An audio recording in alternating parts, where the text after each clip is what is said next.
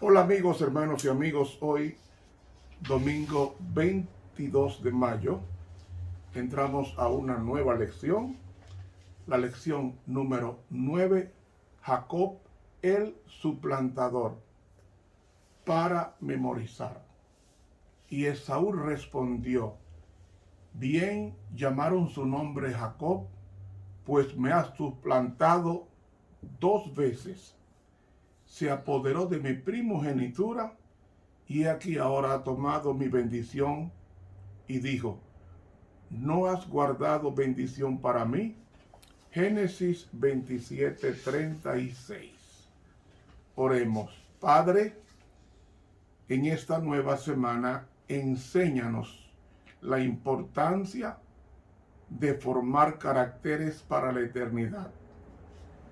En 2 personas que estudiaremos, Jacob y Esaú, vemos cómo el destino de ellos escogieron, uno servirte y otro perseguirte. Por tanto, bendice y guarda nuestros corazones de repetir las cosas malas. Amén. Para hoy, domingo, Jacob y Esaú.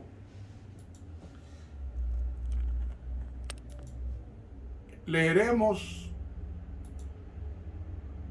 el capítulo 25 de Génesis. Génesis 25, comenzando en el versículo 19. Y estas son las generaciones de Isaac, hijo de Abraham. Abraham engendró a Isaac, y era Isaac de 40 años cuando tomó por mujer a Rebeca, hija de Betuel arameo, de Parán Aram, hermana de Labán arameo. Y oró Isaac a Jehová por su mujer, que era estéril. Y aceptólo Jehová, y concibió Rebeca su mujer. Y los hijos se combatían dentro de ella, y dijo: si es así, ¿para qué vivo yo? Y fue a consultar a Jehová. Y respondióle Jehová: 2 gentes hay en tu seno, y 2 pueblos serán divididos desde tus entrañas. Y el un pueblo será más fuerte que el otro pueblo, y el mayor servirá al menor. Y como se cumplieron sus días para parir, he aquí mellizos en su vientre. Y salió el primero rubio, y todo él velludo como una pelliza, y llamaron su nombre Esaú. Y después salió su hermano, trabada su mano al calcañar de Esaú, y fue llamado su nombre Jacob. Y era Isaac de edad de 60 años cuando ella los parió. Y crecieron los niños, y Esaú fue diestro en la casa, hombre del campo. Jacob empero era varón quieto, que habitaba en tiendas. Llamó Isaac a Esaú, porque comía de su casa, mas Rebeca amaba a Jacob. Y guisó Jacob un potaje, y volviendo Esaú del campo, cansado, dijo a Jacob: ruégote que me des a comer de eso bermejo, pues estoy muy cansado. Por tanto fue llamado su nombre Edom. Y Jacob respondió: véndeme en este día tu primogenitura. Entonces dijo Esaú: he aquí yo me voy a morir, ¿para qué pues me servirá la primogenitura? Y dijo Jacob: júramelo en este día. Y él le juró, y vendió a Jacob su primogenitura. Entonces Jacob dio a Esaú pan y del guisado de las lentejas, y él comió y bebió, y levantóse y fuese. Así menospreció Esaú la primogenitura. Muy bien, mis hermanos, aquí nos habla de 2 hermanos. Cuando Isaac se casó con Rebeca, tenía 40 años, pero Rebeca era estéril. Rebeca era de la familia de su padre Abraham. Y dice que él oró a Jehová 20 años orando para tener un hijo. Y dice que Dios escuchó la oración de Jacob, de Isaac. Isaac Y eso es bueno que lo recordemos. Isaac recibe la bendición de la oración contestada. Mellizos. Uno que peleaba con otro dentro del vientre. Y ese que peleaba tiene que haber sido Esaú. Y entonces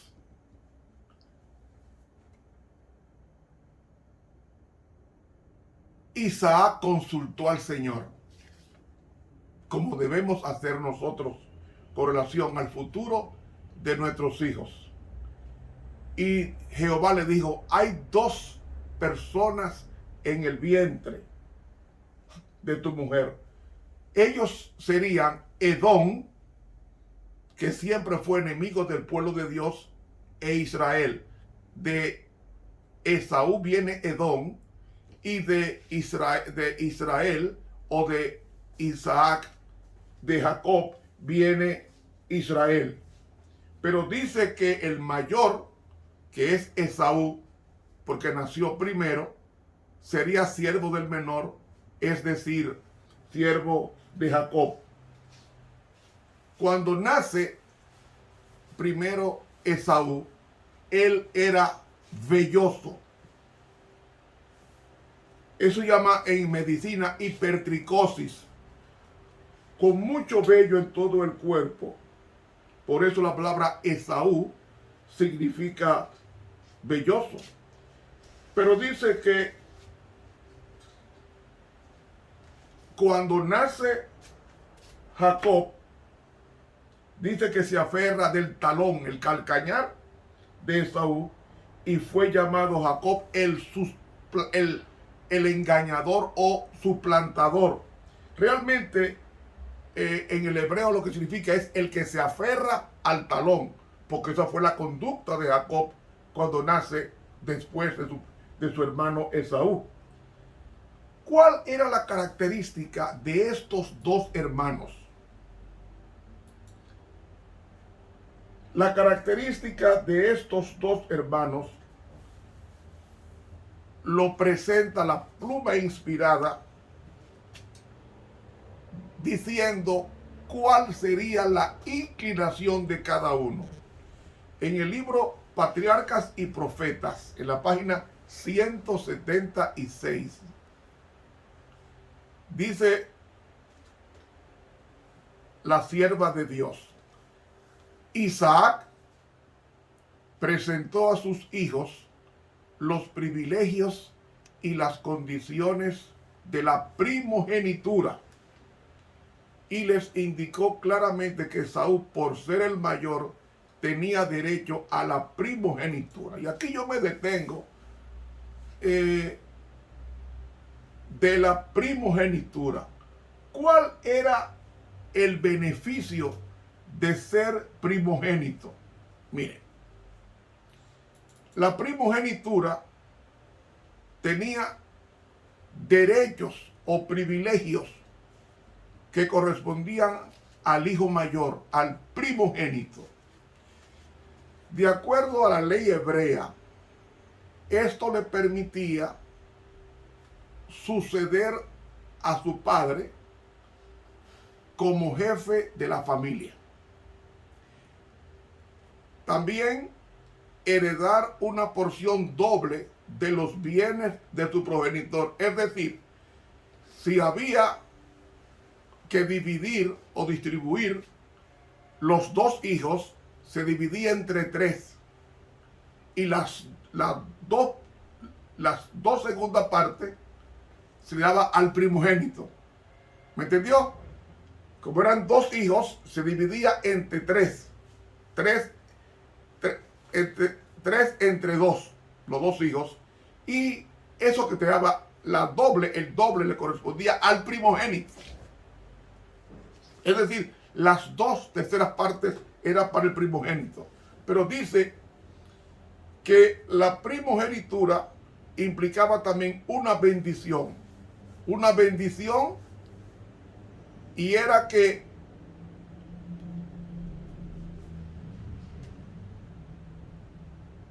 el que tenía la primogenitura, por ejemplo, cuando Rubén, el hijo mayor de Jacob, perdió su primogenitura, José recibió una doble porción, porque 2 tribus descendieron de José.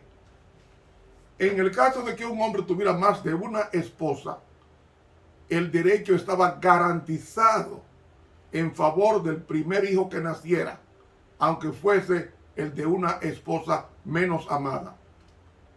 Así que por los informes que hay en el Antiguo Testamento, es evidente que todos los dones y privilegios se podían perder, como pasó con el caso de Esaú, que vendió su derecho a Jacob, o como pasó con Rubén, que perdió su derecho a la primogenitura por inconducta.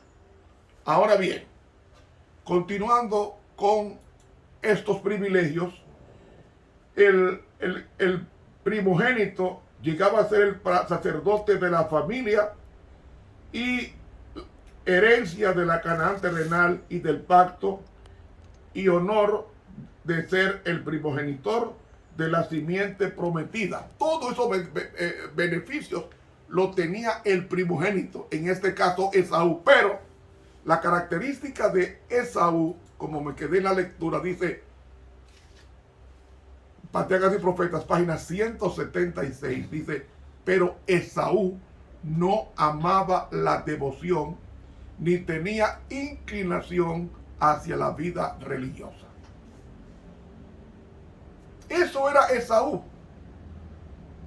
Las exigencias que acompañaban a la primogenitura espiritual eran para él una restricción desagradable y hasta odiosa. Él no quería saber de eso, de los privilegios de ser el primogénito, porque él tenía que ser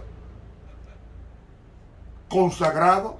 Y dice, la ley de Dios, condición del pacto divino con Abraham, era considerada por Esaú como un yugo de servidumbre. O sea, no quería saber de ley de Dios, no quería saber que él era, de él vendría el Mesías prometido. Y dice aquí, Rebeca estaba convencida de que Jacob estaba destinado a heredar la promesa divina. Repitió a Isaac las palabras del ángel, pero los afectos del padre se concentraba en su hijo mayor y se mantuvo firme en su propósito. Hermanos, pero dice aquí ahora cómo era Jacob. Jacob había oído a su madre referirse a la indicación divina de que él recibiría la primogenitura, y desde entonces tuvo un deseo indecible de alcanzar los privilegios que ésta confería. No era la riqueza del padre lo que ansiaba. El objeto de sus anhelos era la primogenitura espiritual. Tener comunión con Dios como el justo Abraham. Eso era Jacob. Ofrecer sacrificio expiatorio por su familia. Ser el progenitor del pueblo escogido y del Mesías prometido, y heredar las posesiones inmortales que estaban contenidas en las bendiciones del pacto. Entonces dice ella, estos eran los honores y prerrogativas que encendían sus deseos más ardientes. Sus pensamientos se dirigían constantemente hacia el futuro y trataba de comprender sus bendiciones invisibles. Patriarcas y Profetas, página 176. Hermanos, pero nos dice Hebreos 11:16 que Esaú era un hombre inmoral y profano. No quería saber de Dios, era irreligioso. Pero me dice la palabra de Dios que dice la palabra de Dios en dice la pluma inspirada en Patriarcas y Profetas, página 175, que él solamente pensaba en el presente. Y amigos, él despreció la primogenitura y juró y se la vendió a Jacob. Dice la palabra de Dios que Jacob era varón quieto. La palabra quieto es la misma que aparece en Génesis 6 para referirse a Noé, que nos dice de Noé, el capítulo 6 y el versículo 9, estas son las generaciones de Noé. Noé, varón justo, Sadik, perfecto, Tamín. ¿Ve? Un hombre honrado que caminó con Dios. Esa era la característica de Jacob. Y mis hermanos, debemos de entender que nosotros no heredamos un destino. El destino no existe. Somos nosotros que construimos nuestro destino. Uno se inclinó por las cosas de Dios y otro se inclinó por la vida presente, vivir el presente. Y al vivir el presente, no se conoce en la Biblia un momento de que se arrepintiera Jacob, de que se arrepintiera Esaú, sino que fue su permanente opositor. Busque un diccionario Esaú y va a encontrar que siempre persiguió a los descendientes de Jacob y nunca más se juntaría con Jacob después de aquel encuentro donde se repararon, se perdonaron y cada cual cogió su camino. Esto representa que en la iglesia hay dos tipos de personas. Hay un grupo de personas que está buscando, como Jacob, la dirección de Dios y la consulta de Dios. Y hay otro que está trabajando solamente en el presente. Como han dicho muchos, desde que yo entré a la iglesia, estoy oyendo de que Cristo viene y han pasado 50 años, 60 años, 70 años y Cristo no ha venido. Lo he oído. Mis hermanos, la venida de Cristo no tendrá valor en el cristiano hasta que Cristo se internalice, se entre al corazón.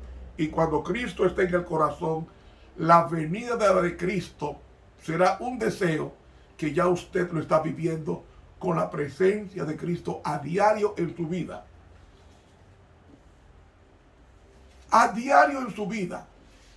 Hay que pensar todos los días en la segunda venida de Cristo. ¿Por qué?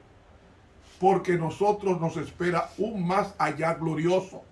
No podemos vivir en el presente y solo para el presente como vivió Esaú. Eso es lo que pasa con algunos países, potencias, que en algunos de ellos las personas solamente piensan en el presente. Una buena casa, una buena billetera con mucho dinero, un buen vehículo, una familia y todo. Y pagan un precio costoso por llegar a la vejez sin preparación para la muerte. Jacob pensó en su preparación y como pensó en su preparación, Dios pensó en él. Jacob se encontró con Dios, como estudiaremos después, y Dios bendijo, y de Jacob viene el pueblo de Dios, las 12 tribus de Israel. ¿Usted me está entendiendo? Hay dos tipos de personas en la iglesia.